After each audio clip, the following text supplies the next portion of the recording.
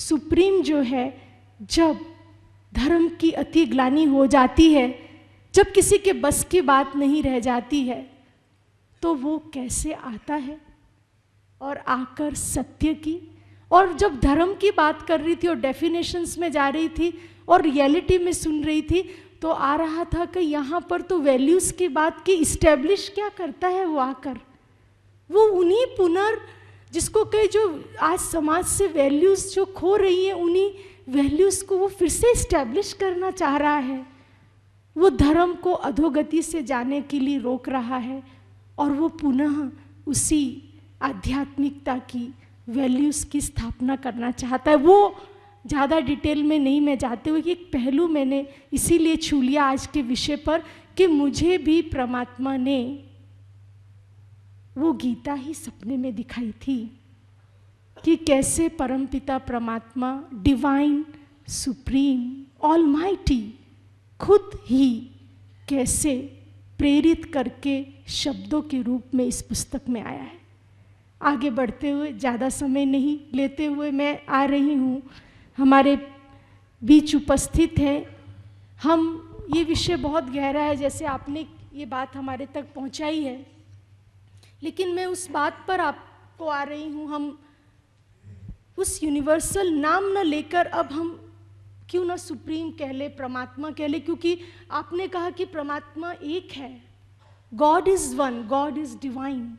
जब गॉड की बात आती है, परमात्मा की बात आती है और उनके महावाक्यों की बात आती है, तो सभी लोग स्वीकार कर लेते हैं। नाम में न जाए हम, लेकिन हम उस शक्ति को पहचाने जो डिवाइन है, जो सुप्रीम है, जो ऑलमाइटी है।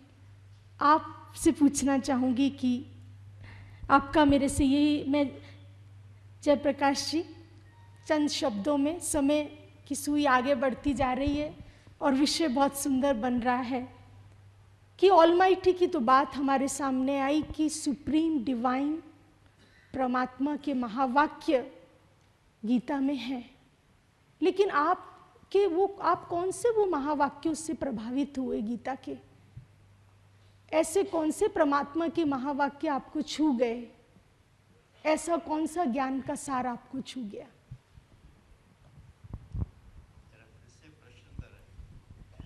कौन से महावाक्य छू गए, किस बारे में है कि परमात्मा सर्वोच्च सत्ता है? गीता में जो भी महावाक्य हैं, जैसे मैं अपने उन सपनों के महावाक्यों को लेते हुए मुझे ये प्रश्न जहन में आया जी कि ऐसे कौन से महावाक्य, दो आप, क्योंकि बहुत विस्तार में जाएंगे, बहुत कुछ है, लेकिन मैं खाली 2 लाइनों तक आपको ले जाना चाहती हूँ कि ऐसी कौन सी गीता की वो लाइनें हैं, वो पंक्तियाँ हैं, वो होली वर्शंस हैं, जो वो आपको वो वर्सेस, वो पंक्तियाँ आपके एक परमात्मा के ज्ञान के रूप में आपके मन में वो एक परमात्मा से लिंक स्थापित करती है, संबंध जोड़ती है। ओम शांति। क्योंकि जहाँ हम बैठे हुए हैं, ओम शांति का मंत्र मिला हुआ है कि शुरू भी यहाँ से करो और एंड भी यहाँ करो। ओम शांति का अर्थ ही है परम पिता परमात्मा शांत स्वरूप, शांति के सागर, और ओम आत्मा यानी मैं आत्मा भी शांत स्वरूप। इसलिए ओम शांति तो सबको पक्का हो ही गया होगा, मैं समझता हूँ।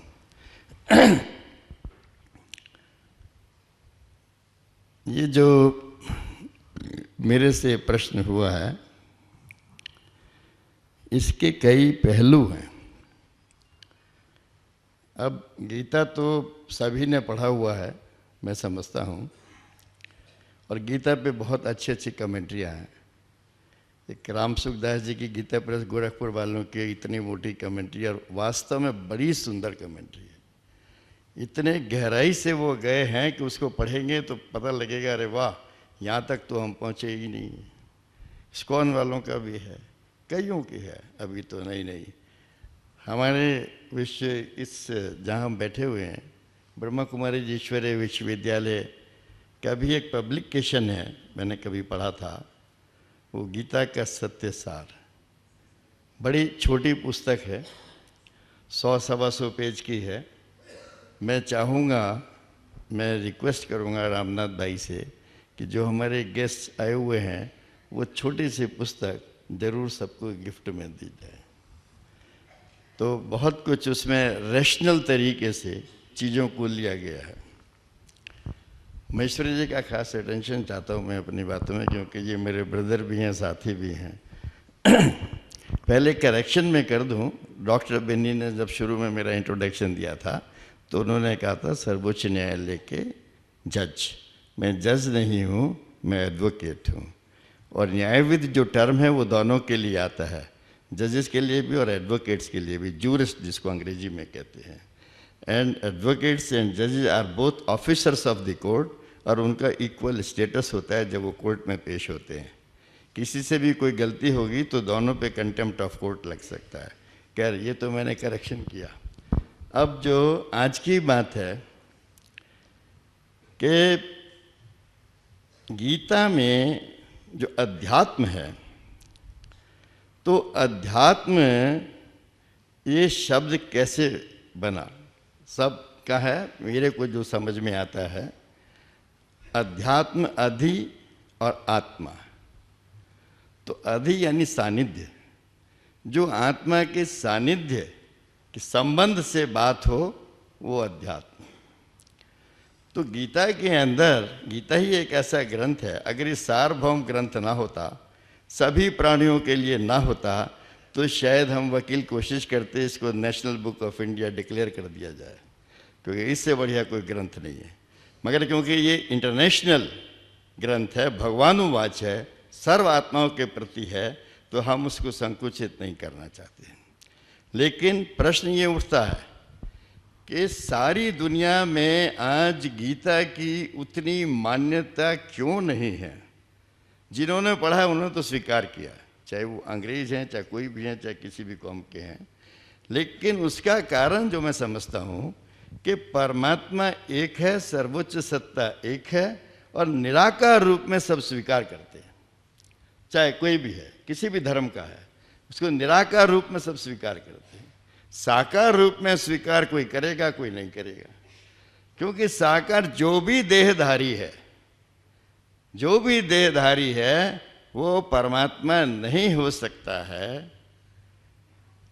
और उसका जो अवतरण से बात जुड़ी है वो अवतरण से जुड़ी है, वो देह उसकी नहीं होगी, वो देहधारी का रूप नहीं है, देह का नाम नहीं। तो निराकार परमात्मा का ये ज्ञान है, ये बात समझने की एक तो सर्वोच्च सत्ता। अब इसमें चौथे अध्याय के जो 7वां और 8वां श्लोक है वो है विशेष कि यदा यदा धर्मस्य ग्लानिर्भवति भारती, और 8वां जो श्लोक है साधु नाम परित्राण।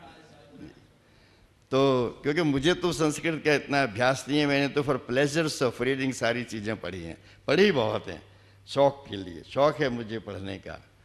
तो ये जो है दूसरी बात कि इसमें सामने श्री कृष्ण खड़ा है, अर्जुन को कहते हैं कि आप मुझे नहीं देख सकते।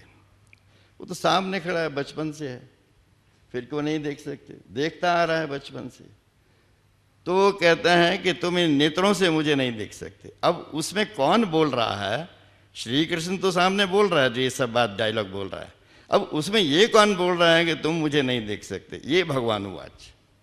तो भगवानुवाच को निराकार भगवान उसके माध्यम से बोल रहा है, क्योंकि हमें दिखाई तो देता है ना जो साकार चीज़ है।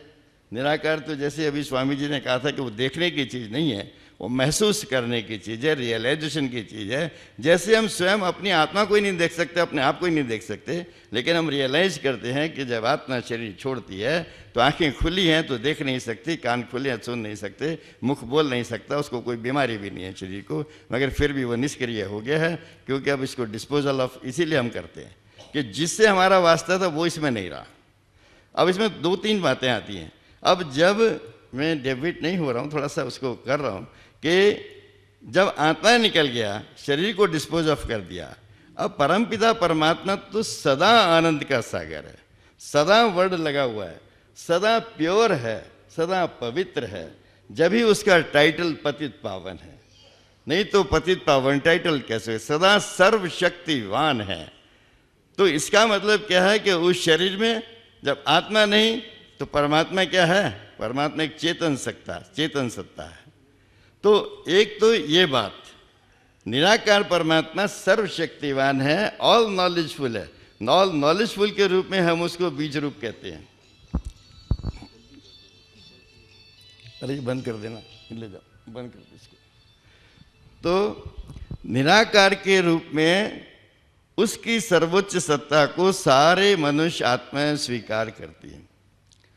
अब बात यह है कि ये जो गीता में वो जो दो मैंने बताए श्लोक कि एक और है 18वें अध्याय का कि I have given you the best of knowledge, जो कुछ मेरे पास था अर्जुन से बोले, अब तू चाहे जैसा कर। वहाँ समर्पण की भी बात आती है कि तू चाहे जैसा कर। तो अर्जुन फिर कहता है कि नहीं, अब तो मैं इसमें ये स्थितवस्मि गत संदेह, अब मेरे सब संदेह समाप्त हो गए, करिष्ये वचनम तवा, अब मैं आपके वचनों का पालन करूंगा, अब जैसे चाहूँ वैसा नहीं करूंगा। तो समर्पण में क्या आया कि अब मैं आपके वचनों का पालन करूंगा। समर्पण के बाद तो हमारी लाइफ शुरू होती है, समर्पण पे एंड नहीं हो जाती। समर्पण किया, मन का समर्पण किया, मन मना भव हुए, तो अब जो डायरेक्शन मिली परमात्मा की कि तुम आत्मिक स्थिति में स्थित हो के कार्य करो और मुझे याद करो, बॉडी कॉन्शियसनेस से निकलकर और सोल कॉन्शियसनेस में आओ। ये गीता का सबसे बड़ा लेसन है। सारी बीमारी, body consciousness is the root cause of all evils. आज जितना जो भ्रष्टाचार या उसके ऊपर जो मुहिम निकली हुई है उसको समाप्त करने के लिए, करप्शन की, वो तब तक समाप्त नहीं होगा जब छोड़ेंगे 5 विकार, तभी मिटेगा भ्रष्टाचार। और 5 विकार छूटेंगे बॉडी कॉन्शियसनेस को छोड़ने से। तो उसमें जो जो जो पहले श्लोक मैंने कहा यदा यदा रमसे, कि मैं फिर आता हूँ, ये फिर बात जो है ये समझने की है। तो ये निराकार परमपिता परमात्मा जब हम अधोगति को प्राप्त होते हैं तो फिर से आते हैं, फिर से उनका कार्य यही इस नाटक के अंदर, इस खेल के अंदर, कि हमको पतित से पावन बनाने का। तो ये मेरे को जो सबसे ज़्यादा वर्सेज है, इन्होंने मुझे अट्रैक्ट किया है।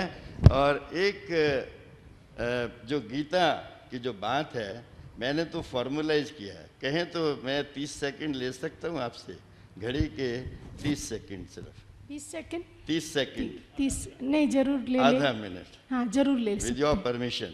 मैंने गीता को फॉर्मुलाइज किया है जी। कैसे फॉर्मुलाइज किया है कि सारी दुनिया टेंशन में है या नहीं?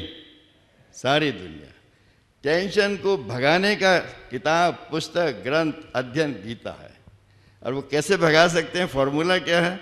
इसके पहले लगा दो ए, टेंशन से पहले लगा दो ए, वो बन गया अटेंशन। अब अटेंशन किस बात पे? सिर्फ 3 बातों पे, सिर्फ 3 बातों पे। चक्रपाणी जी के सपोर्ट चाहूंगा। ए फॉर आत्मा, ए फॉर आत्मा, ए फॉर एक्टर और A for almighty. 3 A pay attention. मैं आत्मा हूं, ऑलमाइटी का बच्चा हूं, सर्वशक्तिवान का बच्चा हूं। इस दुनिया के खेल में, नाटक में, ड्रामे में है, इसमें मैं एक एक्टर हूं। कहीं बाप हूं, कहीं बेटा हूं, कहीं भाई हूं, कहीं बहन हूं, कहीं एडवोकेट हूं, कहीं फ्रेंड हूं। तो मेरे नंबर। और चौथी बात कि एक्टर का अपना कुछ भी नहीं होता, कुछ भी नहीं होता, कुछ भी नहीं होता। तो ये जो पॉजिटिवनेस है तब होती है जब हम ये भूल जाते हैं कि एक्टर का कुछ भी नहीं होता है, सब कुछ डायरेक्टर का है, क्रिएटर का है, प्रोड्यूसर का है। और इसीलिए जब भी कोई